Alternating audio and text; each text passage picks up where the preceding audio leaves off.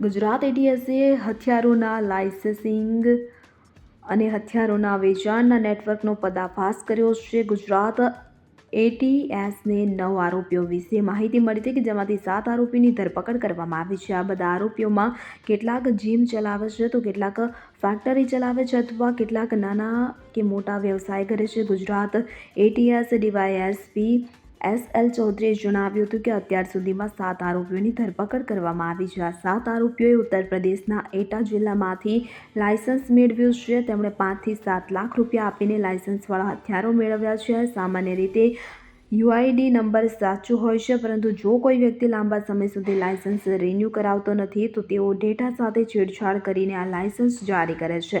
આ બધા લોકોએ લાયસન્સ બનાવવા માટે ઉત્તર પ્રદેશના એક વ્યક્તિનો સંપર્ક કર્યો અને તેમને કોઈ સરકારી ઓફિસમાં નહીં પરંતુ ખાનગી જગ્યાએ બોલાવ્યા અને તેમને લાયસન્સ અને હથિયારો આપ્યા. આરોપીઓની ધરપકડ બાદ હાલમાં તે બધાની રિમાન્ડ પર પૂછપરછ કરવામાં આવી રહી છે અને એવું માનવામાં આવે છે કે આ બધા લોકો એક જ કડી સાથે સંકળાયેલા છે. આ લાયસન્સ મેળવવાનો પ્રયાસ કરનારાઓમાં અમદાવાદ સ્થિત જાણીતા વિજય શંકરનો સમાવેશ થાય છે કે જે જીમની સાંકળના માલિક છે. આ સમગ્ર કૌભાંડમાં બીજું કોણ સંડોવાયેલું છે તેની ચકાસણી કરવામાં આવી રહી છે. આ ધરપકડ કરાયેલા 7 વ્યક્તિઓ પાસેથી 3 રિવોલ્વર અને 187 રાઉન્ડ અને 4 પિસ્તોલ અને 98 રાઉન્ડ જપ્ત કરવામાં આવ્યા હતા કે જેમાંથી કુલ 7 હથિયારો અને 285 રાઉન્ડ જપ્ત અને કરવામાં આવ્યા હતા. તપાસને આધારે એટીએસે કુલ 7 આરોપીઓની ધરપકડ કરી છે કે જેમાં મુકેશસિંહ, હુકમસિંહ ચૌહાણ, અભિષેક રાજદેવ ત્રિવેદી, વેદ પ્રકાશસિંહ, રામબાબુસિંહ, રાજેન્દ્રસિંહ, લક્ષ્મણસિંહ સાંખલા, અજય ભુરેસિંહ સેંગર, સોલેસિંહનો સમાવેશ થાય છે. गुजरात पुलिस के वरिष्ठ अधिकारी और एटीएस के वरिष्ठ अधिकारियों की ओर से ऑर्गेनाइज क्राइम पे फोकस करने के लिए सभी पुलिस अधिकारियों एटीएस को सूचन दिया गया था और वो सूचना के अंतर्गत मुझे इन्फॉर्मेशन मिला था कि अहमदाबाद शहर में कई लोगों के पास लाइसेंस उत्तर प्रदेश एटा डिस्ट्रिक्ट से इश्यू हुए हैं. वो लाइसेंस बोगस है, सही लाइसेंस नहीं है.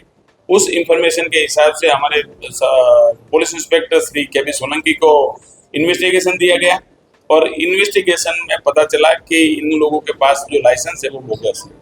उस हिसाब से एटीएस की अलग अलग टीमें बनाई गई और टीमों ने वहाँ पे रेड किया और जो एक्यूज पकड़ा है हमारे पास 7, वो 7 के पास से 7 वेपन रिकवर हुए हैं और 285 राउंड इश्यू हुए हैं, वो हमने रिकवर किया है. और 7 लोगों के अलावा इसके साथ के 2 और एक्यूज है उसको भी डिटेन कर लिया गया है. उनका भी आज अरेस्टिंग होगा और 7 एक्यूज का जो हम लोगों ने रिमांड लिया है वो तारीख 16 तक का है. सर, पकड़े गए आरोपियों में कौन इस मामले का मास्टरमाइंड है और कब से ये लोग इस प्रकार से लाइसेंस जारी कर रहे हैं? जो मास्टरमाइंड है वो वहाँ एटा डिस्ट्रिक्ट का रहने वाला देवकांत पांडे है और उनके एसोसिएट है राजू चौहान जो यहाँ बापूनगर साइड रहने वाला है और दूसरा है श्याम सिंह ठाकुर. उन्होंने कुछ मदद की है. इन हिसाब से वो पूरा बोगस लाइसेंस का लाइन सेट हुआ है और इन लोगों ने बीच में से पैसा दिलवाया और उस हिसाब से ये लाइसेंस इशू. सर, कई लोगों ने काफी पैसे देकर ये लाइसेंस खरीदे हैं, तो कहाँ से कितने पैसे दिए, लाइसेंस के साथ उनको हथियार भी दिए थे, क्या था?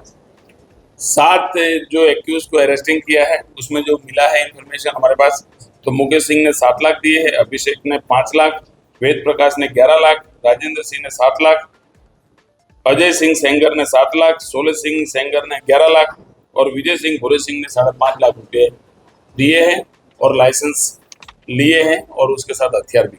सर, ये जो लाइसेंस जारी हुए हैं वो कहाँ से जारी हुए हैं? लाइसेंस फर्जी है या उनकी जांच करनी बाकी है? लाइसेंस फर्जी है. ये जो एक्यूज है उसने जो बताया है उस हिसाब से हमको प्राइमरी एविडेंस मिले हैं, उस हिसाब से इनको अरेस्ट किया गया है. ये उत्तर प्रदेश के एटा डिस्ट्रिक्ट के अथॉरिटी के द्वारा दिया गया. सर, इनमें से एक आरोपी है विजय शंकर, उसका एक फायरिंग करते वाला वीडियो भी वायरल हुआ था, तो वो वीडियो किस जगह का है, वो पास नहीं, वो हमने नहीं देखा है वीडियो. आप हमें वीडियो भेज दीजिए, हम उसका भी इन्वेस्टिगेशन करेंगे.